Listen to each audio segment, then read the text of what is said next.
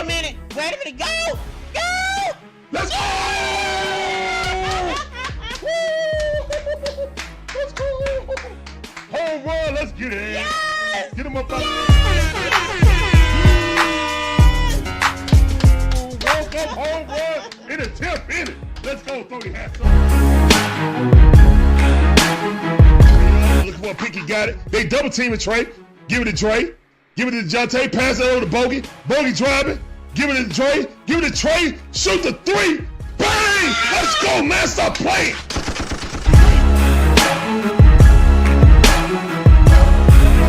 He did not put Ritter in. I'm done. Oh, this mother just put Ritter in. Daniel Berry Sports Highlights says, Happy Tuesday. Ritter in right now. He know his job is done. There's nothing finer in the land than a drunk obnoxious Georgia fan. Oh Let's go. Go Dogs. Go Dogs. Go Dogs. Sickle. Now you're gonna make me chump. Now you're gonna make me chump.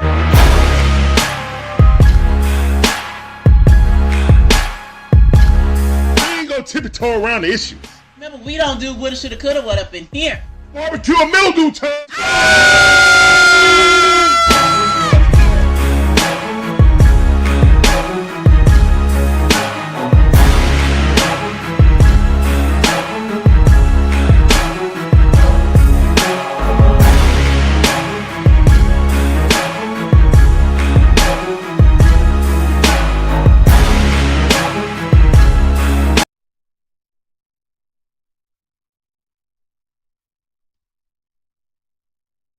What's going on, guys? It's your boy Larry. This is the Dixon Way, all about the A Sports, where we give you live commentary on all our favorite sports teams, from the Braves, the Hawks, the Falcons, the Bulldogs, even my white Gators. We appreciate every last one of you guys coming through. Hopefully you guys enjoy this commentary, this content. All right. And it's the Falcon in review right now, guys. And, yeah. Hold up. Walk in your trap and take over your trap. Walk in your trap and take over your trap. Let's go. Stop playing. That's what I'm on right now. Y'all saw the thumbnail made by the beautiful Shonda. That's right. Let's go. Stop playing. All right, man. So that's why I still got the Tampa Bay stadium up, because we walked in their trap. We took over their trap. Yes, sir. Yes, sir. What's up, Daniel Berry? I see you, fam. Welcome back to the stream. This sounded for you, cuz. I see you.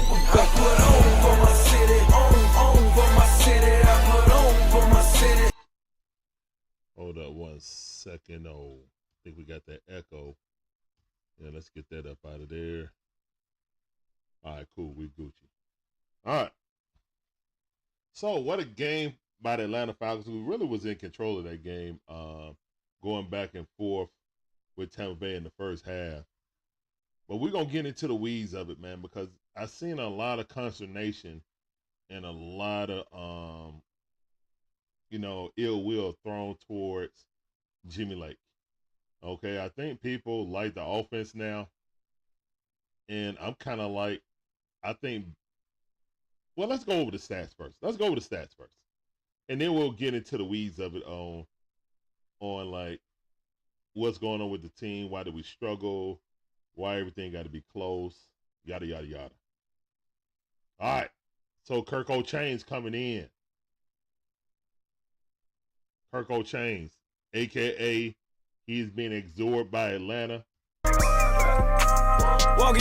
Coach's Corner says, everyone else can be happy with what they seeing just because we winning well I'm not. And I will continue to trash Lake and Zach until they do better. All right, there you go, Coach. I see Coach in the building. What up, Coach? I see you. Welcome back to the stream.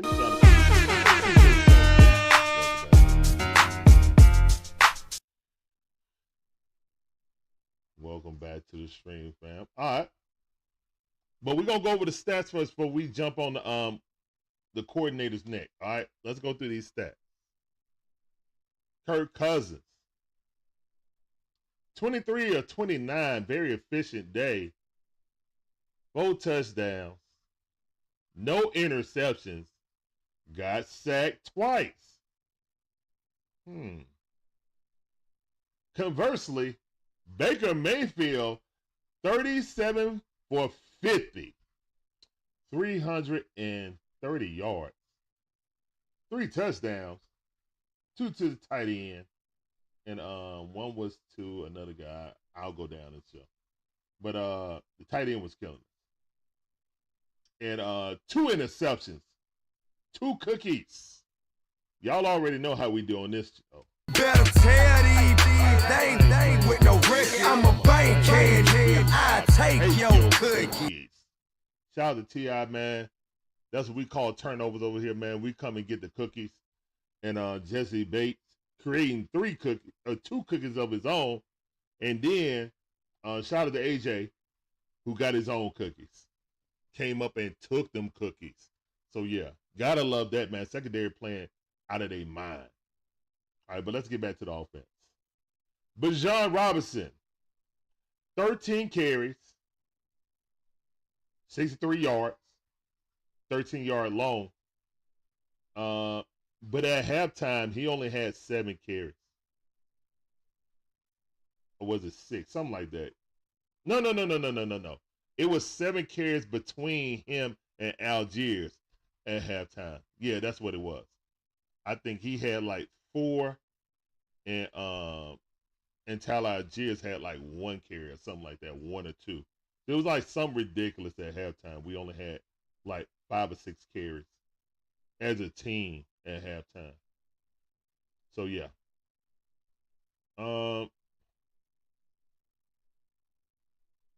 Let's see. Bucky Irvin, 9 carries for 44 yards, 15-yard long.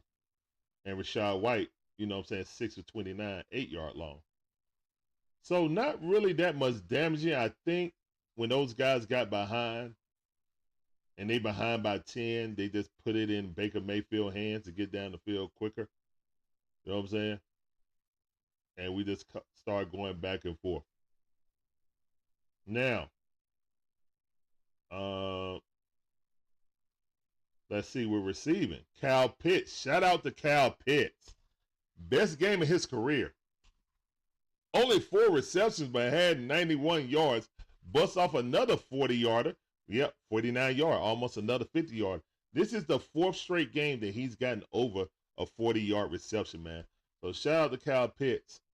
Finally, getting some shine and doing what he's supposed to do. And he putting touchdowns up. So he got 2 touchdowns on National Tight End Day. He actually showed up. So shout out to Kyle Pitts, man. Darnell Mooney, 4 receptions, 86 yard. Deep play, got a touchdown. Boom, boom, boom. 30-yard. Reception was his longest. He was targeted 7 times. You know what I'm saying? And so he gets a lot of targets, but he isn't as efficient as Drizzy Drake. Bijan Robinson, multi-purpose, you know what I'm saying? 7 receptions for 43 yards. So that's over 100 yards of dual, you know what I'm saying, either running or passing. So all-purpose yards, excuse me, that's what I was searching for. All-purpose yards. Bijan Robinson was the offense. We're just glad that we got him activated in the second half. Really, that was second half running right there. As we try to run the rock to run the clock out instead of trying to establish the run from the jump. Those things have to be addressed. Cade Otton, like I said, man, when you're coming into this game, man, you would think that the Falcons' game plan would be, guess what? We got to stop Cade and we got to stop the running game. I would assume coming in here when you hear that Tampa Bay 2 top wide receivers was out and they're going to be using like a practice squad guy and a rookie, 3D says, the coach's corner. I agree about not getting too happy with the wins and forget about issues that we need to address for future games. What up, 3 Dirty? I see you, fam. Welcome back to the stream. Y'all didn't know y'all could talk on the stream, did you? Yeah, we're going to leave that option on right now, unless somebody come in and, you know, ruin the good things for people. So, appreciate you coming through, 3:30 as always, fam. Welcome back to the stream. Hamster says, sup. What up, Hamster? What up with you, fam? Welcome to the stream.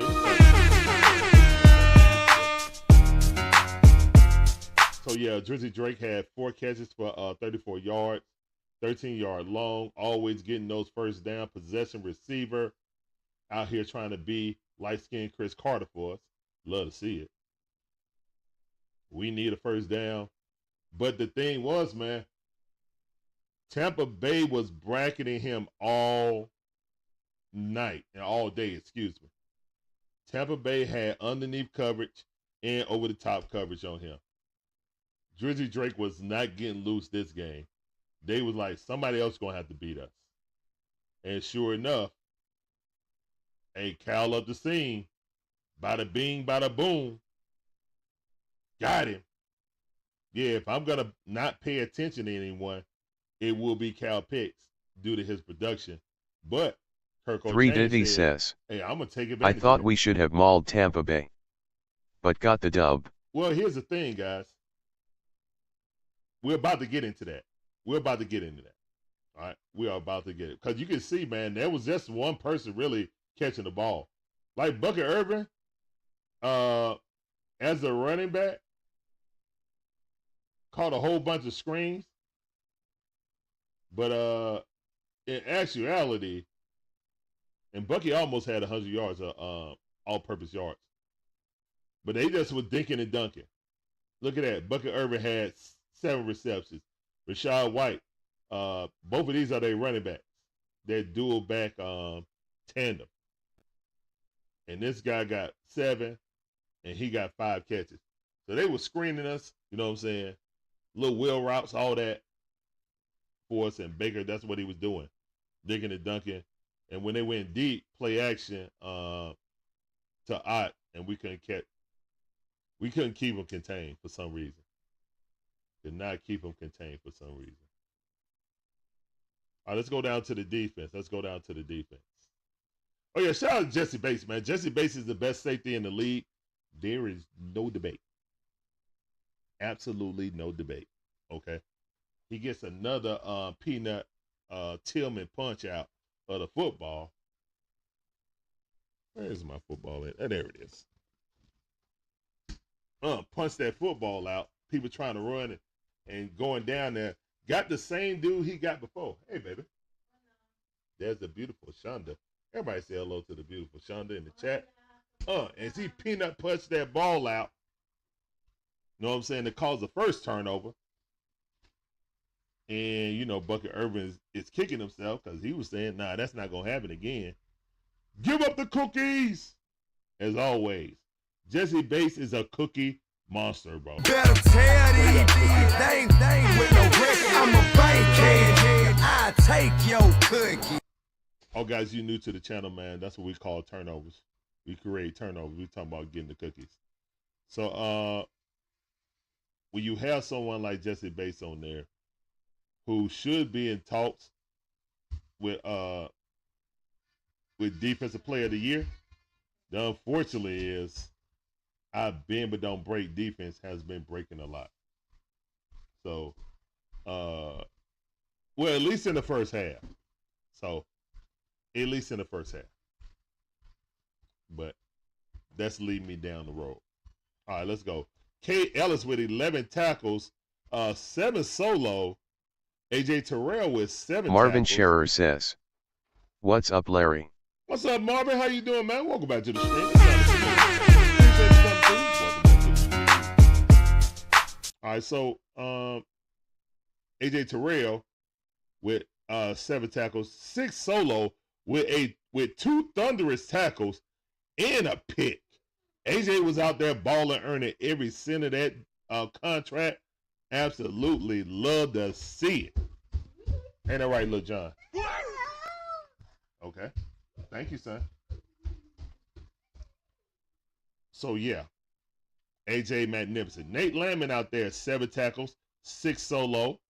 Was isolated, playing more in the zone, which he's not really good at. But, yeah. And it either in man or in zone, he was getting ate up by Ott. Ate up, always trailing. Him and Cade, really. But really, they try to isolate Layman on that. Layman, and where is he? There he is, Richard Grant. Just a base, we already know what he do, man. 5 total, 3 solo, a pick, and a punch out, forced fumble. Just the best safety in the league, man. It's not even debatable anymore, man. It's not even debatable, man. That interception was of a corner skill. He jumped up, high-pointed jump, landed on his back all in one motion. Yes, sir. Lucky the guy was reaching for it and touched him, or he could have got up and ran. So, yeah, Jesse Bates is amazing, man. And really and truthfully, man, Jesse Bates is slowly creeping up into John Abraham territory in one of the best free agent pickups. Marvin Scherer says, ever. That hat is fire. Larry, it's great to see our Falcons atop the division. Yes, it is, man. It's very good. Thank you, man. I had this hat for years, man. Years. Long time. But yeah. Let's see. So, yeah, Richie Grant. Basically, the Buccaneers isolated Richie Grant or Nate Landman in the passing game, and that's how Drew Griner says, what's up, Larry? I hope these Falcons can take care of business against the Cowboys this Sunday. They've had our number these past few years, but it's time to get that W on them boys.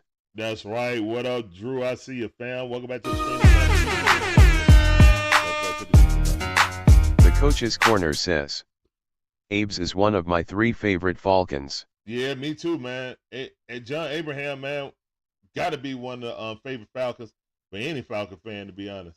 I mean, I love all my Falcon fans equally, you know, my Falcon players, you know what I'm saying? So, but yeah, Abe, I would say like Abe is the best free agent signing. Him and Alex Mack, in my opinion. Because I think Tony G was a trade. Alex Mack anchored the line to help us go to the Super Bowl. But John Abraham was such an anchor on defense for so long that you got to give it to like Alex didn't play here long enough to supplant what Abe did. But the Coach's Corner says, say that Abe's, Bob's, and Spoon. Yeah. Okay, that's what's up. Jonathan Babineau and Weatherspoon. Okay. All right, I got you. But yeah. I don't even care about Tampa Bay defense. It seemed like we placated to what they wanted us to do. All right, so outstanding players of the day offensively, I would say Bijan Robinson. He carried, big carry. Also tied with him is Kirk O'Chains. All right. Kirk O'Chains tied with him. You know what I'm saying? Walk your drop, Drake, over your drop. Let's go. As he had the chant. And I know a lot of people was like, oh, that was cringy. No, it wasn't. Not to me. Not to me, because we need somebody who could come in there and talk the talk before the game and walk the walk. He knew he played a horrible game in the last game, so he came in there focused to walk in their trap and take over their trap, and that's what he did. And that's why I still got the Buccaneers crowd up there. For just in case you guys wanted to know. All right, so let's get to the nuances, guys, because I know a lot of people want to talk about the nuances. All right, so let me see. Let me mute that right quick. All right. So what I'm gonna do is I'm gonna talk a spiel, and then I'm gonna go and look at people's questions and stuff like that in the chat, and then we can keep moving forward. All right. To me, I know there's been a lot of talk about the defense coordinator, Jimmy Lake, offense coordinator, Zach Robinson. I feel like that both guys are learning on the job. Neither one have ever called games in the NFL, and there's a lot of learning going on. Now, we're still winning. There's teachable moments, but I think a lot of people, like those that were on the fence about Jimmy when he came out, the week of the game and said, look, we ain't changing nothing. Basically saying we ain't changing nothing. We gotta they just gotta hope for it to turn around. I don't know if that's code for, he don't want to put his players on blast in the media. I understand that. Or is it code for we're not getting any other help, so the guys just got to make it do what it do? Do you guys see what I'm talking about? Like, Sanchez, how you doing? Welcome to the stream. Yeah, they did. Yeah, almost literally. All right. So when I look at what they're doing, like Zach Robinson not trying to establish the run at first, doing play action and never establishing the run. The coach's corner says, so sick of hearing how they knew and learning and give them time. They in the best league there is, if they not doing the max, get rid of them, period. All right, Coach, everybody got to start off somewhere. Everyone got to start off somewhere, all right? So, I hear you. I'm just saying, everybody got to start off somewhere, man. And Bill Belichick, had to start somewhere. Luckily he had the tutelage of Bill Parcells. But Bill Belichick was always a great defensive coordinator, probably the best defensive coordinator in the history of the NFL, in my opinion. But it wasn't all sun and roses with Kyle Shanahan when he first started with RG3 too. They had to figure out how to use him. And then same thing with Kirk Cousins. But look, man, guys got to go through their growing pains. They are rookies. I may disagree with how things come out. I'm sitting here doing a live watch parties. And guys, if you like, watching live watch parties, please come check us out. Me and the beautiful Shonda do live commentary for the Braves, Hawks, the Falcons, the Bulldogs, even my wife Gators. And you see the sign behind me. You know what I'm saying? It's going to be Georgia versus Florida. So you guys make sure you tune in at 3:30 on Saturday. That should be very fun, very entertaining. Not really the game, but, the banter between me and the lovely Shonda. Because we know that's going to be a scrimmage. But even though, back to the Falcons in Tampa Bay.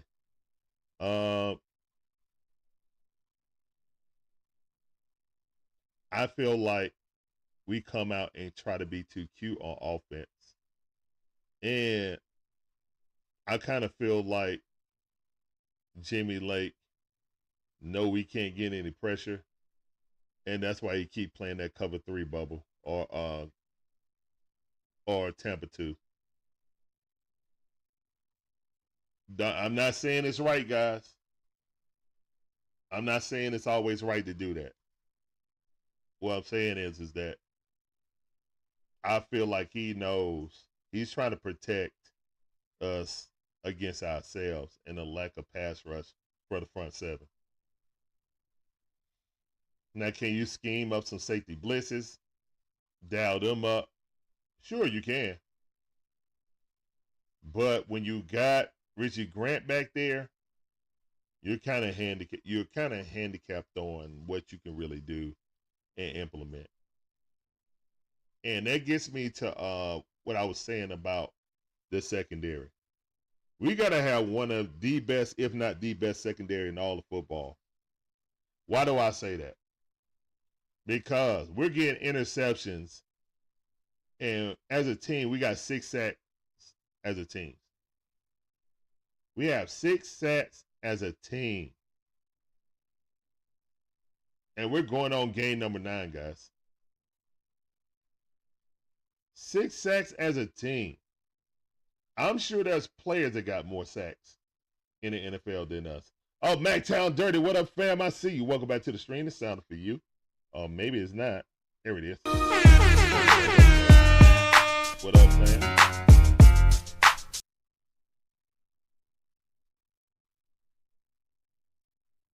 MacTown Dirty says, "What's up, people?"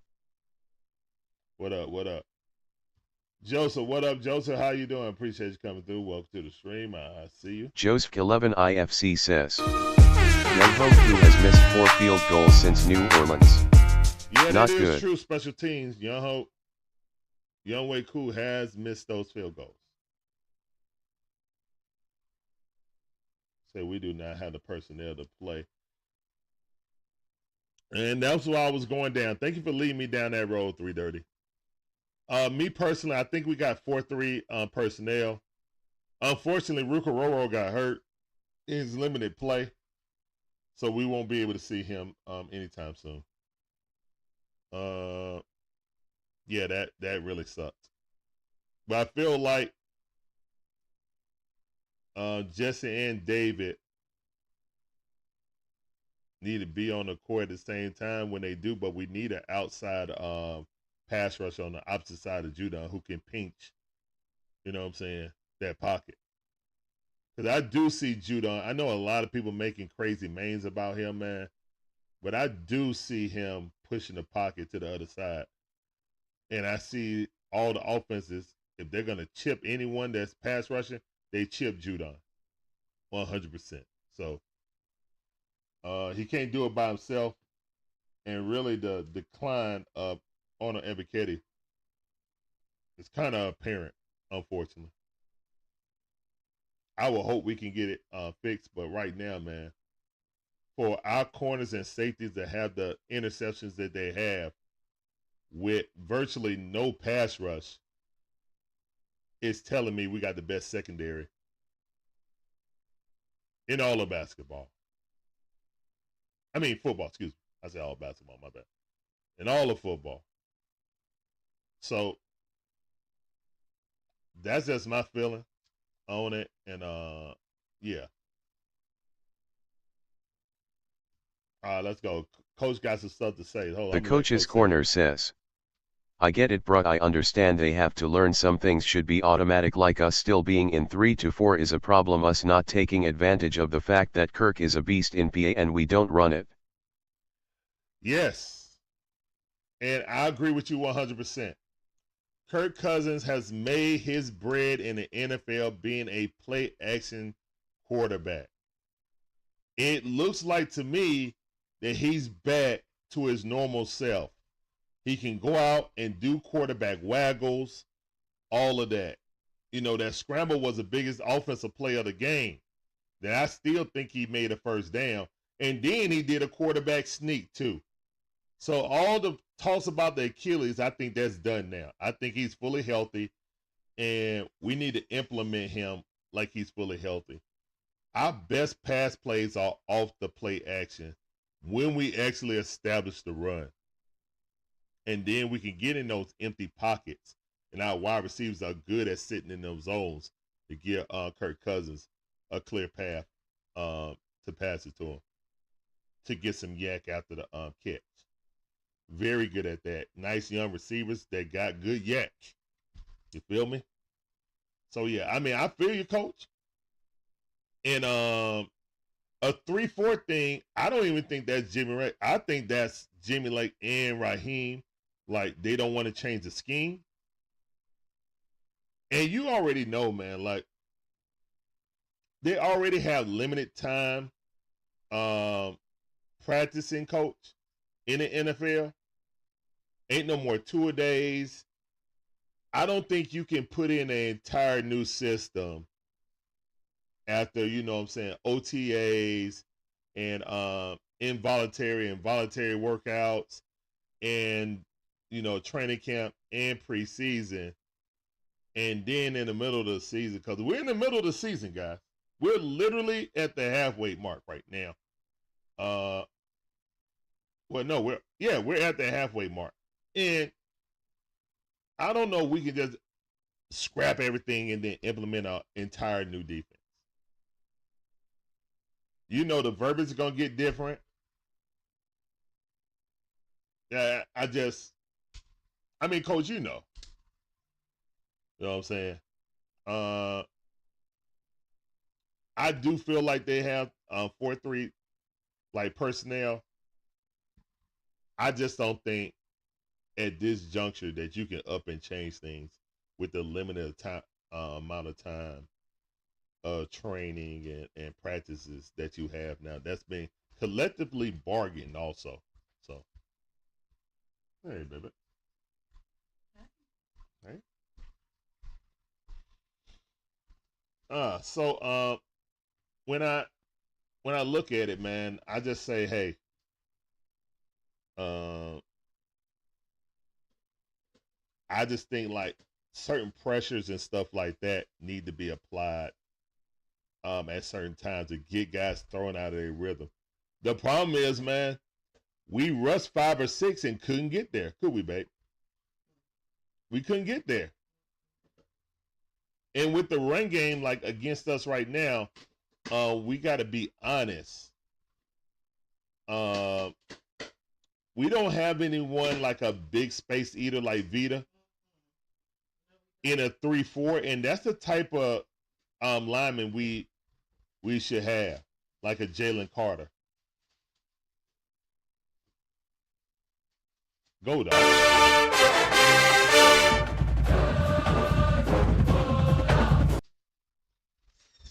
But I mean, we don't have a player like that on our team. So we're trying to make do what we have, but I think our personnel fits a 4-3. You know, if we don't have a big old dude like Vita, and several times Big Vita that's went out, put somebody out the way and landed on someone. Literally landed on someone. So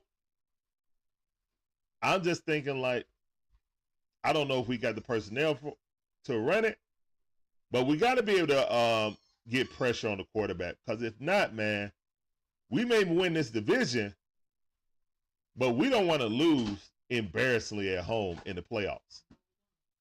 You know? And I'm not counting my chickens before they hatch with winning this division. But what I will say is we got a firm grip on it right now on the division. We're going 4-0 right now. We got the Saints in about 2 weeks. And then Carolina at the end of the season. We've already beaten Philly. We've beaten Tampa Bay twice. We've only lost 1 NFC game this season, guys. Now, the bad part is we've lost 3 home games. But the good part is the only NFC game we lost is Seattle. Now, mind you, we're about to get into some other games that's on the road too. So we got Washington at home, but we got Minnesota. Both of those teams are much better this season.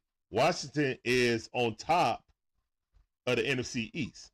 So those games what I thought were going to be easy, nah, that's going to be a battle. Okay, it's going to be a beetle paddle puddle battle. You know what I'm saying? Y'all know Sox and Fox. You know what I'm talking about.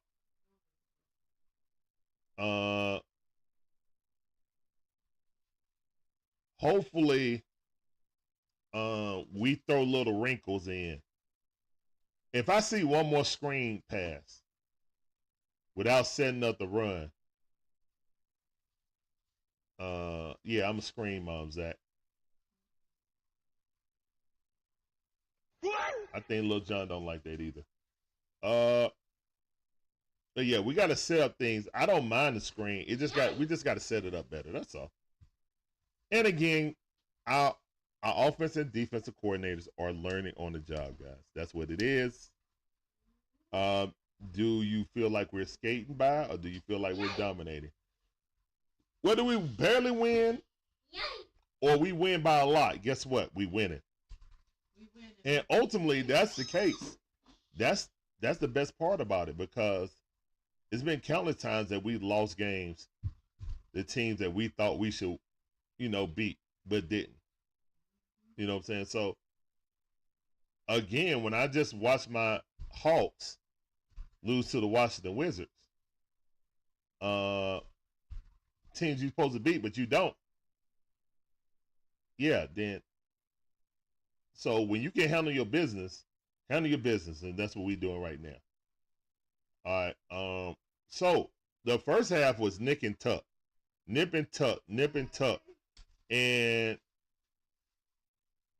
giving up all those yards to a tight end and to a running back seemed like they weren't prepared or had a good idea of what Tampa Bay was going to do. That's probably the biggest thing, offensively that I saw, offensively and defensively. Like, especially defensively in the first half. Their best receiver was going to be their tight end, and you knew they were going to lean heavily on the run game just to minimize the chances that Kirk Cousins had, because the last time they played him, he had 509 yards. So common sense would say Tampa Bay is going to lean heavily on that run in this game, heavily. Now we got them up out of there because we got a 10-point lead and was forcing them to try to throw the ball, and that's why. I mean, Baker Mayfield was not efficient. 37 for 50 attempts. I'll take that. 2 picks, whatever, lose the game. And it wouldn't even been that close if Tyler Algier didn't fumble right there and they got a safety. It wouldn't even been that close.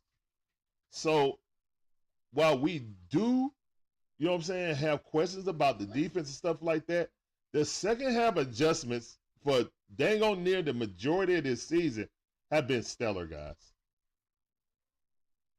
Outside of the Saints game, oh no, that wasn't Tampa Bay. My bad. That was the Saints who threw for 500 yards. My bad. But anyway, no, that was Tampa Bay. My bad. That was Tampa Bay. But yeah, that was Tampa Bay. But yeah, outside of that game when Kirk Cousins had to go crazy with the passing, most of the time the defense will get timely stops in the second half. And then the offense had to come back and score last minute. So while I do feel like maybe our game plans are a little bit off coming into the game, the halftime adjustments are great. Now, I don't know if it's Jimmy Lake or if it's Raheem Morris interjecting, his expertise at halftime. But son, we don't have an Xbox up here. You can go in your room to play the PlayStation. Yeah, go play PlayStation. All right, so I have to give him grace on that. If I'm going to be critical about first half play, I have to give him grace in the second half. All right, let me get to some questions, because I know a lot of you guys were saying stuff while I was talking right there. All right, so yeah, I got Coach right there. Drew said, not sure the solution is pass. Hold on. Let me see. Drew Griner says, not sure what the solution to pass rush is with this roster. They seem to have some success sending Alford or Ellis, but Juden is not getting there, and it seems like Lake does not like taking risks. Yes, and that's what I was talking about. Judah, in my opinion, Matt, Judon's not getting sacks because there is absolutely no pass rush on the opposite side of Judon. We're not winning that. We're not winning any matchups on that side. And that's what Grady lining up wide and Aminata in there. We're not winning, guys. We're not winning. And if anyone tells you that that Grady is getting double, I disagree. It may happen sometimes, but the majority of the times he's one-on-one. He really is. Now, he has some flash plays that he, undercut and stops and run plays, stuff like that. But we get a lot of pressures, but we don't get home. So that's just me. That's what I'm saying. But yeah, we did bring him here for sacks, and he's not producing. And he said as much too. We just got to be better. I think the whole front seven know they got to be better. You know what I'm saying? But yeah, good point. Good point. Not being overlooked. Coach's Corner says, I'm going to let him say it. The Coach's Corner says, switching scheme on defense is not hard at all. Especially when everyone on the team this year was running it last year. Okay, I get that, but they was running with Ryan Nielsen how he called the game. From my understanding, Raheem and Jimmy Lake like the 3-4. That's why they're running it. That's why Ryan Nielsen not here. So if they want to run 3-4, ain't pretty much nothing we could do about it, bro. And also, I don't think they realize. I think they call it a game like they got Aaron Donald or Ndamukong Suh. I think they calling the game like they got big behemoths down there that demand double and triple teams. We don't have that. So we'll see, man. I mean, Grady's doing everything he can, but nobody's getting pressure. And another thing, I know I was really hard on the linebackers early in this season, but once you really take a look at it, man, since we don't have a big dude like Vita, who's gonna take up two guys so the A and B gap can be open, that guard is always getting up to our linebackers. Always. He's unimpeded. He'll chip off of David Aminata or Grady Jarrett, depending on who's in the middle, and make a beeline to our middle linebacker. So yeah, our guys in the interior line have to be able to occupy, at least one gap.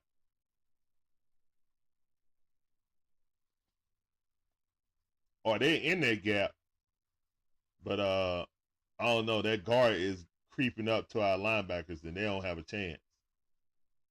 Now they do need to know how to navigate that better, but so I'm not absolving them of all blame, but the defense is one engine, you know what I'm saying?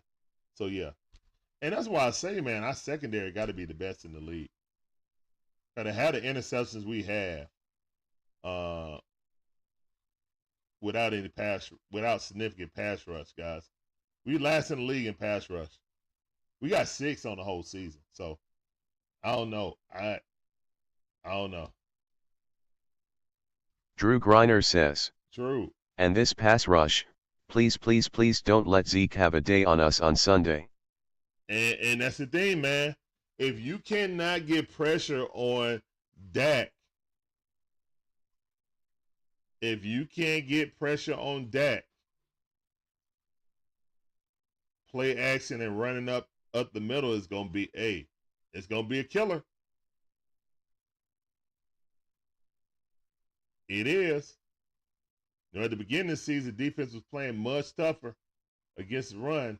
Now, I got to apologize. I was, dogging out Troy Anderson, but man, if you're going to have Keith Brooking, at least he's making the tackle all the way down the field, you know. He going to make the tackle down the field. But at least make the tackle. I seen K. Ellis with multiple times that he had people dead to rights and just a whiff. So it's all right, man. I don't know if we can scheme it up. I don't think we can scheme up pass rush, man. Our best pressure is sending a corner blitz with D. Alford. That's our best blitz package. D. Alford coming out of the slot, out of nickel position. Him or Clark Phillips, the third.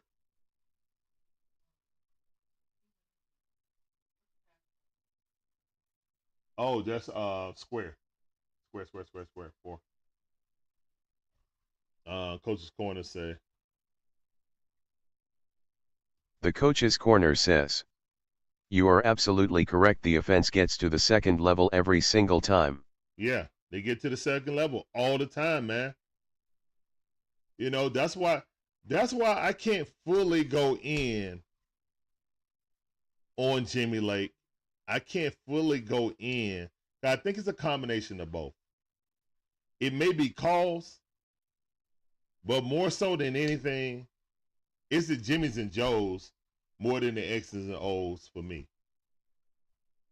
You see what I mean? Like, it's a combination of both, man.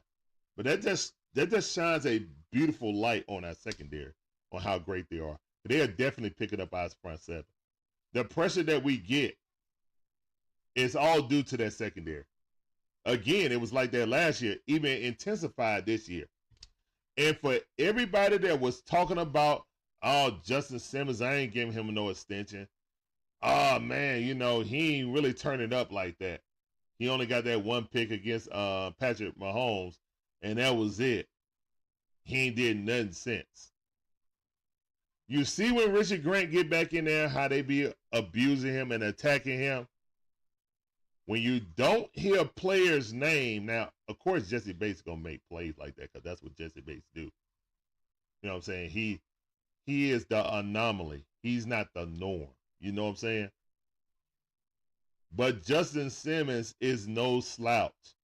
And with him, they are the best tandem in all of football. And if you're thinking about re-signing anyone, well, first of all, you need to re-up Jesse Bates at the end of the year because he's going into his last year. He only had a 3-year contract, guys. Okay? And you also give Justin Simmons a new deal and make it concurrently with Jesse Bates so we can keep that thing rolling for a long time together. You know what I'm saying? The no-fly zone is the secondary, what I call them. You know. Let's see, Drew. Let's see what Drew. Drew Griner says, definitely confident in us making playoffs, but from there it's this defense that will decide it if we go further, and at some point it's on Raheem if adjustments aren't made. All right, there we go. Now the question is, now in the presser, in the initial presser, Coach Raheem said, I want to be a coach of the whole team, not try to take over my positional coaching duties. You know?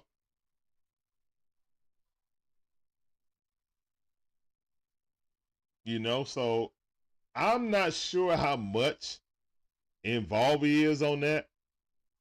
But yeah, whatever it is, if it's Jimmy Lake or Coach Rod input, the second half adjustments, man, outside of maybe 2 games this season, have been amazing. So I'm not going to be out here trying to make Jimmy Lake walk the plank, pun intended, since we was in Tampa Bay. You know what I'm saying? I'm not trying to make him walk the plank. No. Are there questionable calls? Yes. But again, if we're trying to implement something and, you know, schematically it's good, but it's not being executed right, then Of course, Jimmy ain't gonna throw his players under the bus. As a good coach, you shouldn't. Unlike Eberflus, who threw that corner under the bus. You didn't even have to name him by name. Sorry about that, man. I know I know it ain't nothing about Chicago when they lost that game to Washington. I know everybody saw it. He's sitting there talking and talking trash to the fans while the play is going on. Then like and panic like I got to get in it. And actually was the one to tap it to the guy instead of smacking the ball down. He tapped it up because he looked like he was trying to tap it to himself and intercept it.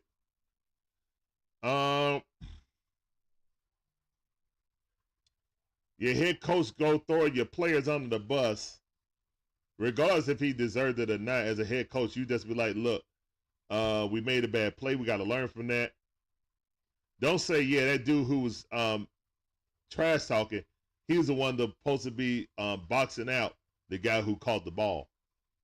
He was out of play. He was sitting there jibber jabbering, and he did the wrong thing. He didn't put a body on a body. So, yeah. We all saw that. We know that. But you don't throw your player on the bus. You just say, look, we made a mistake. We got to get better. Move on. You know what I'm saying? All parties involved feel real bad about it. And we're going to use it as a teachable moment. And people are going to be, you know, better for this. Learning from a bad experience. Hopefully that makes us a better team later. But yeah, the loss stings and keep it pushing.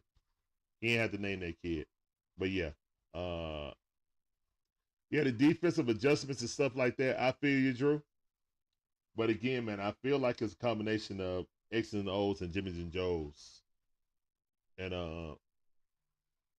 players just got to, you know, we just got to get home, man. We got to get home and get to the quarterback. Just like Judon said. He said we got to be better. Nobody in the locker room likes what we're doing right now. We're going to work our butts off to get it. That's all I can say. What else can I really say?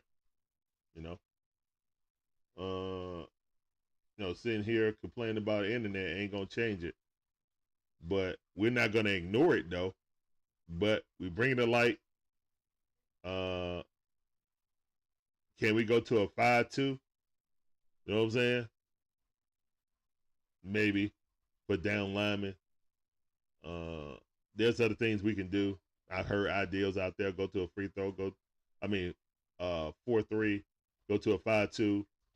You know, just because of personnel. Yeah, but overall, man, I think all the players still, man, it'll be like, man, we just got to step up. We're not going to blame our, and most players would do that, you know what I'm saying? We're not going to blame our poor performance or lack their sacks on our offensive coordinator who just started. So, yeah. All right, so that's the game in a nutshell, man. Let's talk about the Cowboys versus the Falcons in the Mercedes-Benz Stadium. First and The foremost, coach's corner says, go ahead, coach. That's all I'm doing.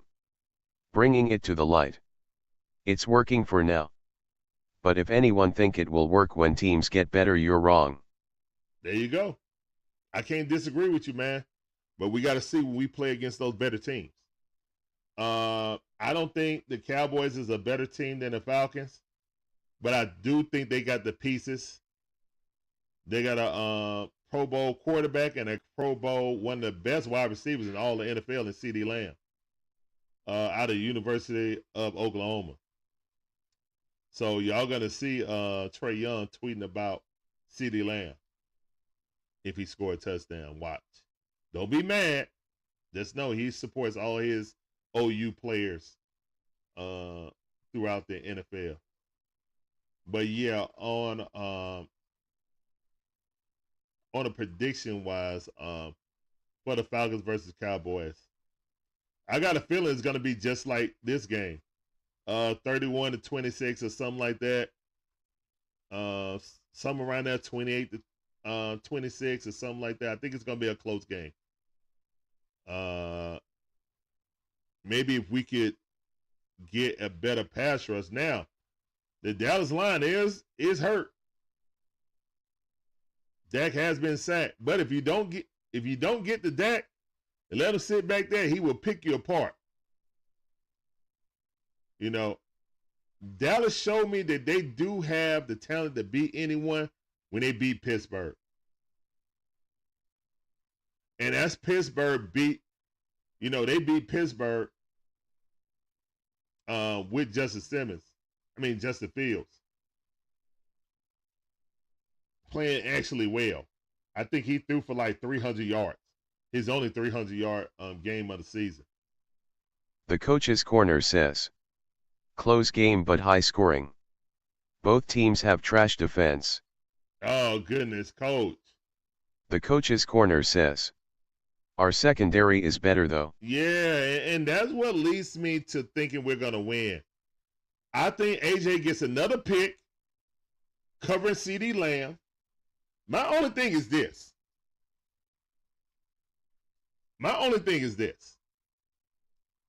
AJ only covers the right side of the field. No, left side of the field. Excuse me. When are they going to have AJ trail the best player? Now, that's one adjustment we could do. But again, that's not up to me. AJ plays one side of the field since he's been here. So I don't know if it's not even a strength for him. I would like to see it at least once or twice. But that is a wrinkle that we haven't tried that could be done, That definitely could be done.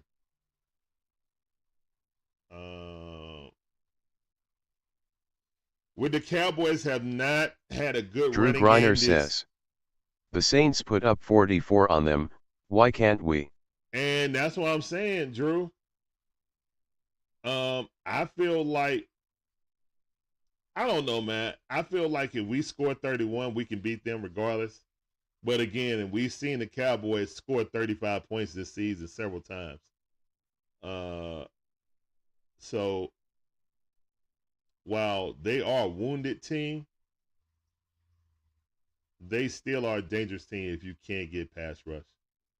What would be lovely is doom doom doom doom doom doom doom doom. Hold on, I'm gonna play the sounder even though it says the picking it is in. Hold on, let me play it.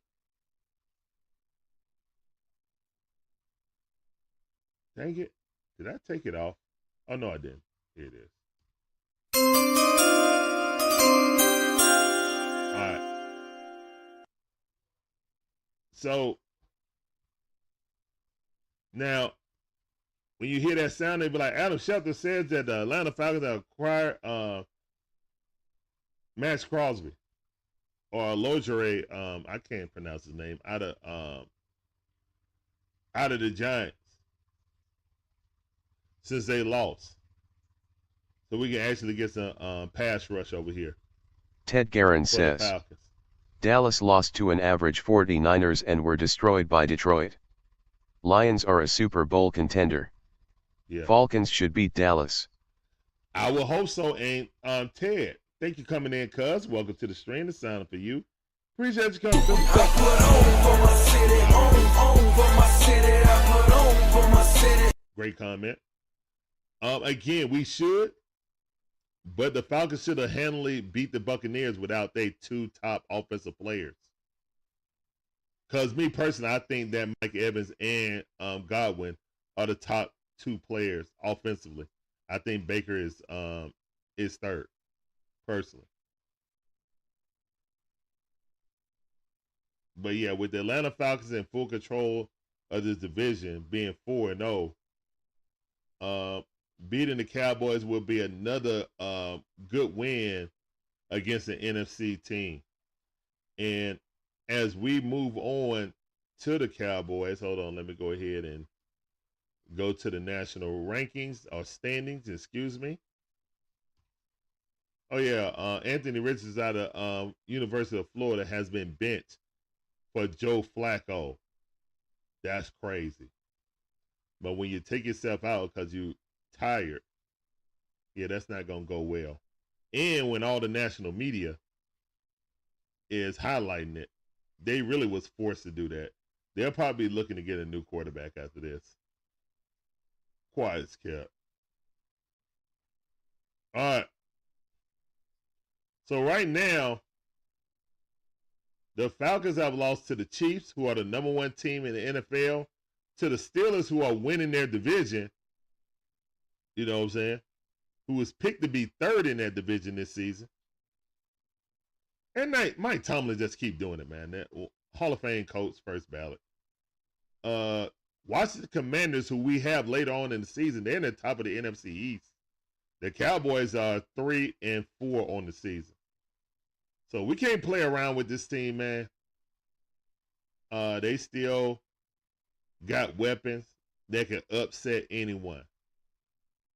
And the Falcons sit on top of the NFC South. Now, there's a three-way tie for the NFC West right now with the Cardinals on time. Now, we don't play the Cardinals, but we already played the Seahawks, who we lost to. So, there's that. So, really and truthfully, we're rooting for the Cardinals to win that division. Because Seattle already came here and beat us. And beat us soundly, to be honest. So we don't want none of that smoke right there in the playoffs. Let's play somebody we haven't played against, who don't even have a game plan against us yet.